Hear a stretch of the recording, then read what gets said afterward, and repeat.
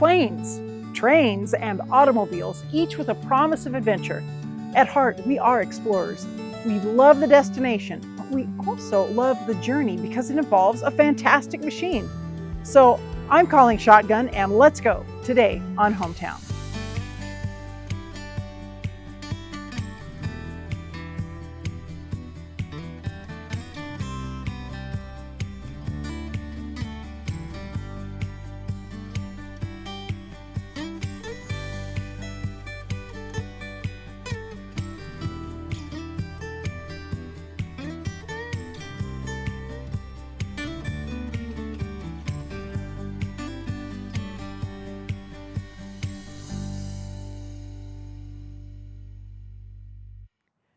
Ralph Waldo Emerson wrote, "Do not follow where the path may lead. Go instead where there is no path and leave a trail."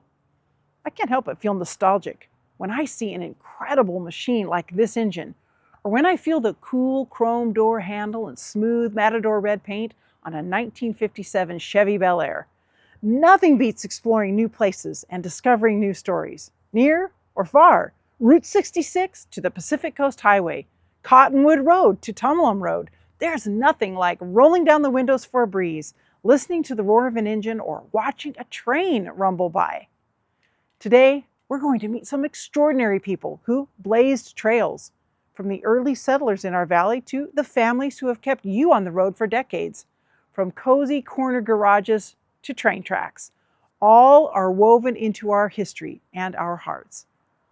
So let's get this show on the road, or the tracks.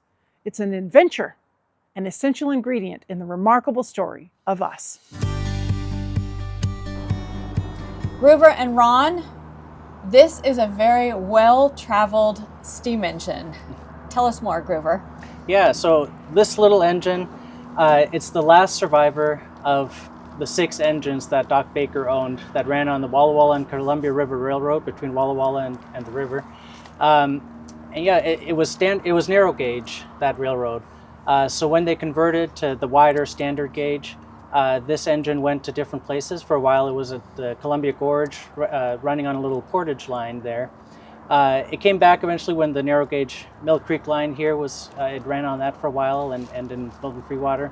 And then when everything here was standard gauge, it even went up all the way to Nome, Alaska. It was helping with the gold mining operations there. And it's after it was done there, it was retired. It sat around for a while until sometime in the 40s, they threw it into the seawall. They threw it into the seawall? Yeah. So it helped, it was beaten by waves and everything, got kind of rusty, got kind of sad. But a guy up there, Norm Engstrom, was a Nome resident. He fished it out and started tinkering with it, trying to even get it to work. But after he passed away, and this engine, it almost was thrown into the dump again, but the Washington State Railroad Historical Society in Pasco found out about it. They went up, they got it with Baker Boyer Bank's help. They brought it to Pasco, did a lot more work to it. 2017, it came home to Walla Walla, where it belongs, and this is its permanent home now. When it came here, it was only just a boiler on wheels, and Ron will tell you more about how he transformed it back into looking like a train. Isn't this fantastic? And we're standing underneath a beautiful canopy that's been built to protect it. But Ron, this train came from the East Coast, correct? Yeah, it was built in Pennsylvania. In Pennsylvania. Yeah. And so it traveled all the way out here. And well, I think it came around the Horn. Did it come around the Horn? On That's why I said this is well traveled. Isn't it interesting how you look at something and until you find out more, you have no idea of the story. So do you have pictures that you're looking at to restore the steam engine? Yeah, not many, but enough to get an idea. Okay. And Groover, why number 4? Well, that was its original number when it was at Doc Baker's. It was the number 4 engine. Like I say, he had 6 in total, and this was just the 4th one. Yeah. But he was instrumental in realizing that there needed to be a connection of some kinds of transportation from Walla Walla to the river. Right. Well, and his name he continues to come up, and we're going to step inside, and we're going to learn more about Doc Baker's involvement with the steam engine. Mm-hmm.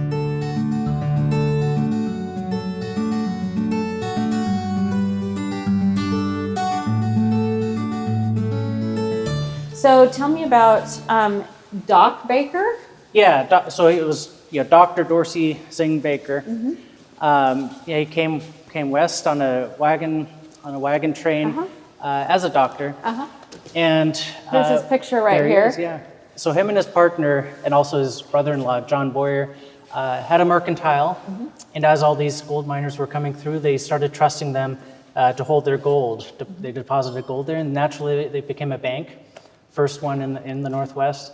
And yeah, with that capital, he had the foresight and the good sense to realize that this gold rush wasn't going to last forever. Yeah. Walla Walla, bustling boomtown, to be more than a boomtown and to have a permanent economic base, he knew that we needed a railroad to easily connect the town to the river, so that this fertile soil could, all the wheat and produce and apples that were grown here could get out to market to the steamships at Wallula. He was a great businessman who He was. had foresight and knowing how our area would be. Yeah.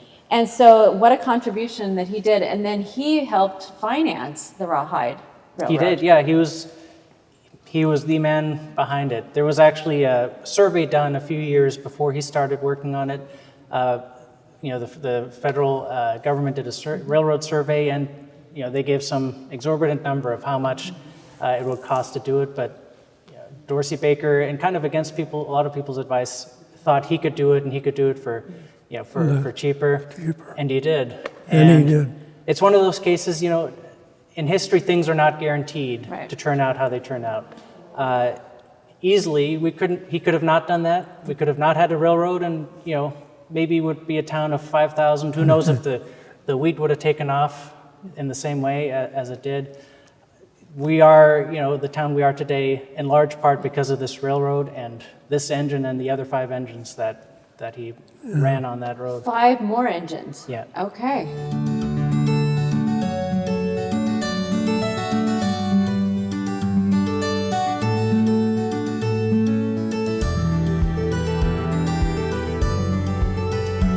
All right, Larnie Opp, you got involved here at Fort Walla Walla Museum with the super engine. Why?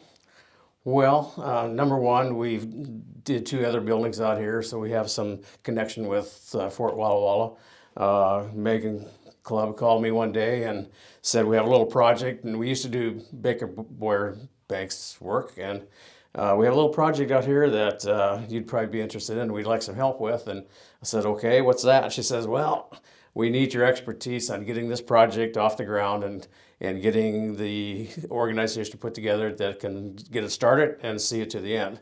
And I said, okay, we can do that. And you're retired from Opp and Siebold. Retired from Opp and Siebold. And Megan is a descendant of Doc Baker. Yes, she and is. so when the boss lady at the bank calls, And I've known Megan real well for all these years that we've done business with Baker Boyer Bank, and so it's time to pay back. So we thought it was a good time to take our expertise, put it to good work for the community and for them. and what your project was covering a new exhibit here at Fort Walla Walla. That's correct. Yeah, there's a timber frame building that kind of mimics the construction that during the era of the late 1800s, early 1900s. It's all pegs holding it together. It's a very well designed building, and it's an awesome architectural building, and it looks good out here with a train sitting underneath it from the 1800s. So. And you have a concrete that's there. It's a nice entry to seeing the train. It has a concrete ramp. The building will be totally enclosed with a powder-coated picket fence, and the access will be through the building into the area that you can stand on a platform and look at the train locomotive. Well, fantastic, and thank you to you and all the other volunteers and people who've helped you do that. We enjoy doing it. Yeah. And Groover, as I keep saying through this segment, I just keep thinking in my mind about how this steam engine came from Pennsylvania around the Horn, came here, went to Alaska, submerged, and now it's going to have a nice resting place for people to come and look at. And why is this important to showcase our history like this? Yeah. Well, it's one of our biggest physically and biggest as far as history, one of our biggest artifacts here. And like you said, it's been all over America. And, isn't that the story? I mean, it's very American, isn't it? Born in Pennsylvania and brought out west and helped build the West and helped make this community what it is today. This engine, is a physical remnant of that, a physical reminder to people of what happened, of how we became who we are. And we need that physical reminder. That's why we have museums, to hold those physical reminders of our history, so kids can get inspired by it. They can see the great deeds done in the past, and they know they can, a great past points to a great future. I think it's great. Well, thank you for what you do here.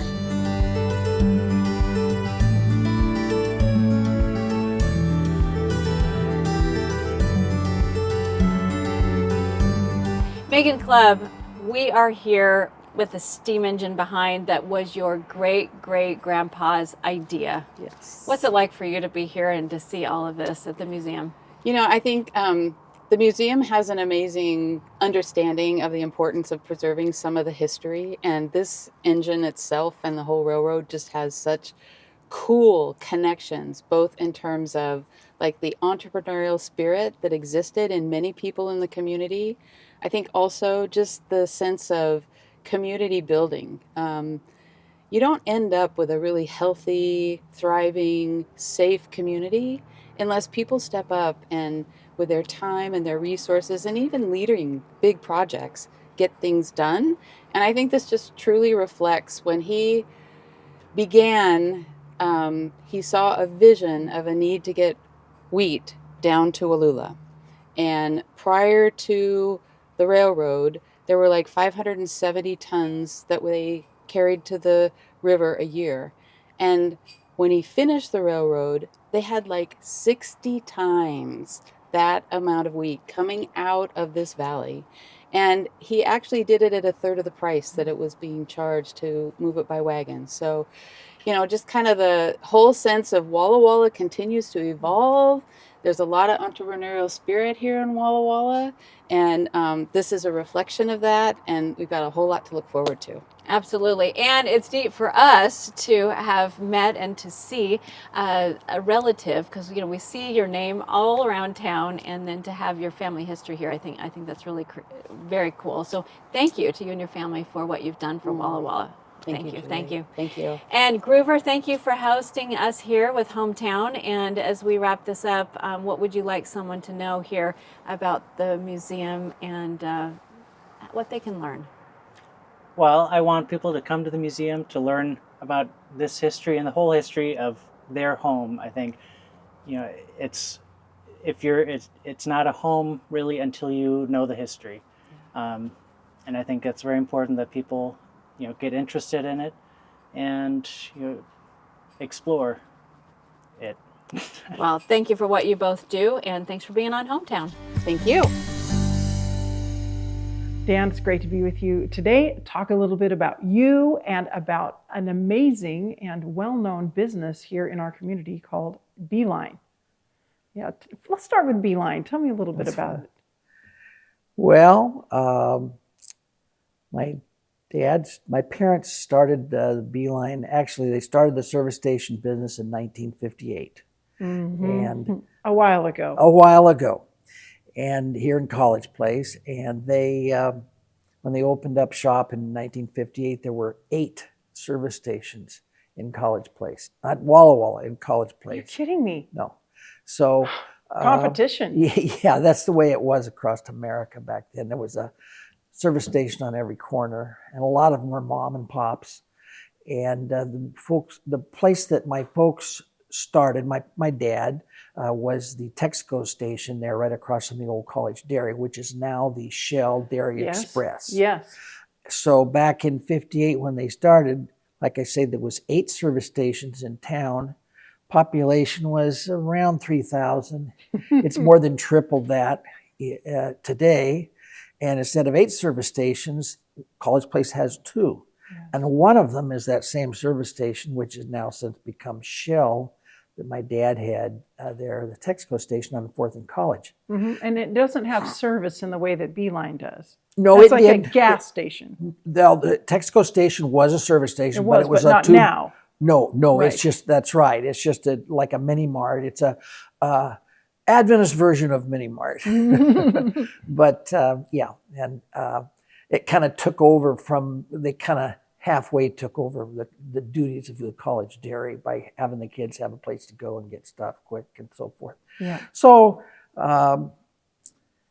they, in 1961, my dad's uncle, Dewey Kinzer, who was an old timer here in the valley, he owned a lot of South College Place, and he did his retirement as a farmer and decided to develop it, slowly sell these properties off. So he had been developing all along College Avenue and 12th Avenue there. Yes. And back all the way between College Avenue and Myra, he owned all that. And then 12th Avenue all the way past the Milton Highway, he also owned all that. So that's a lot of property. And so he was slowly developing that. He kept telling my dad after figured that my dad was a trustworthy guy. He was quietly watching him, started telling him, you need to stop paying rent here, and I'll help you, and so on and so forth. So, I can't. My folks didn't have they're young, and they didn't have that kind of money.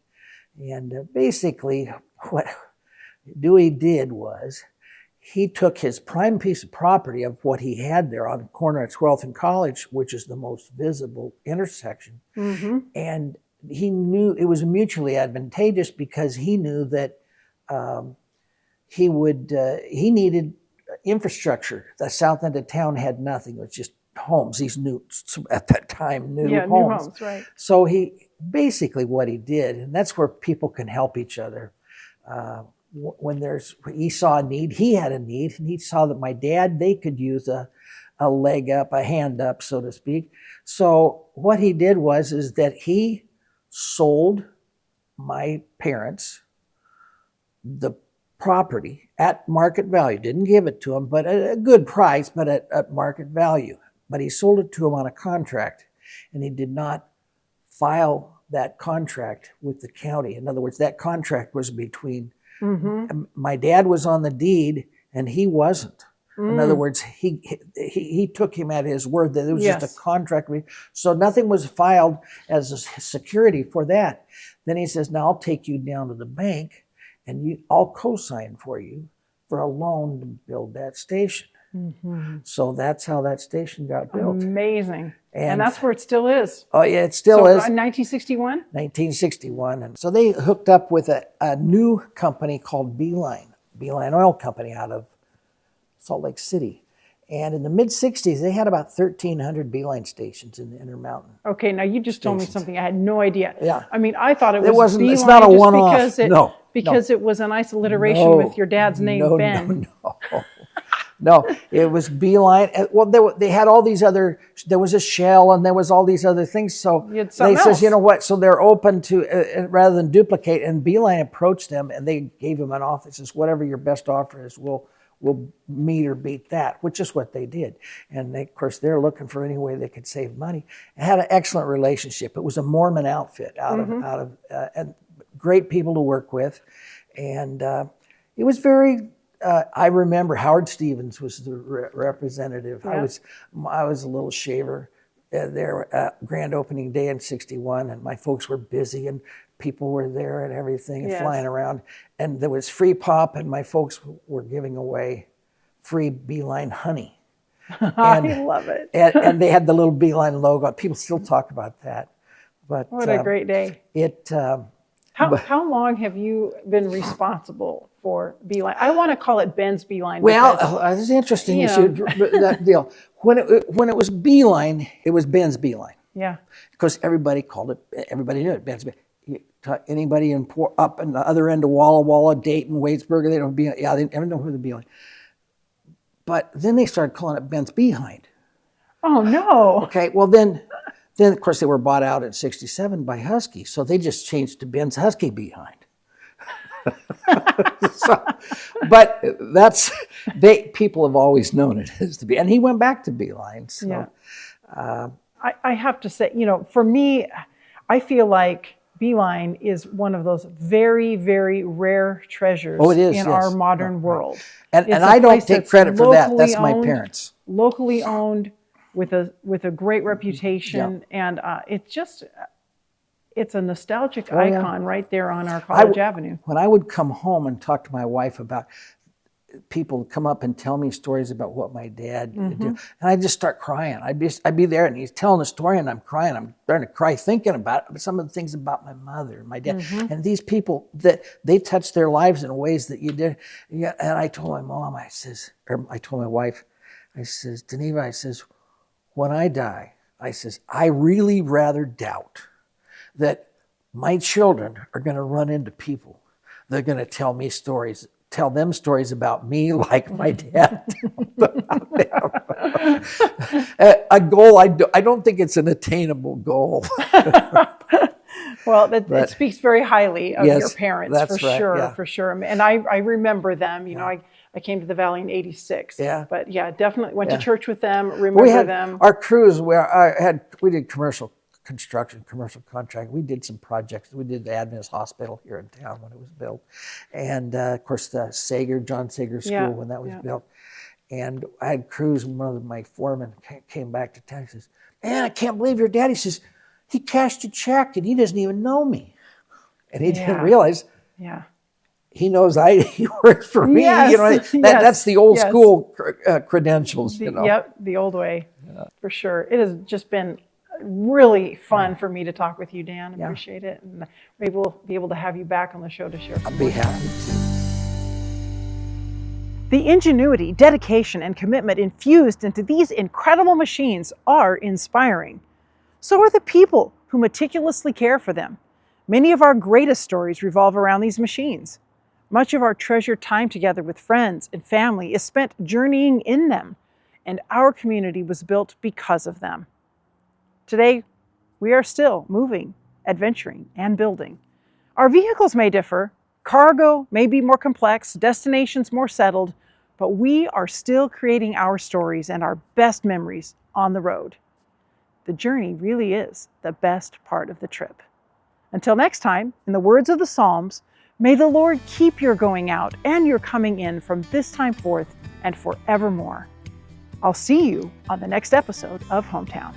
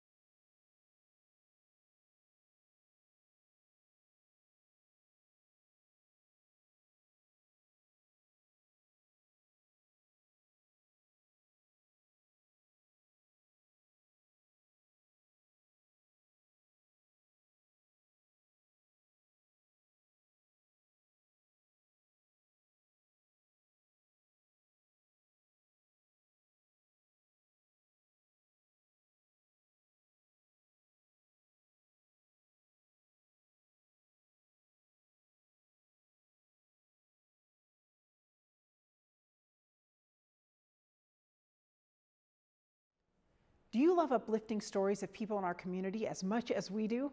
When you give a gift, you make local, uplifting, community-focused programming like Hometown possible.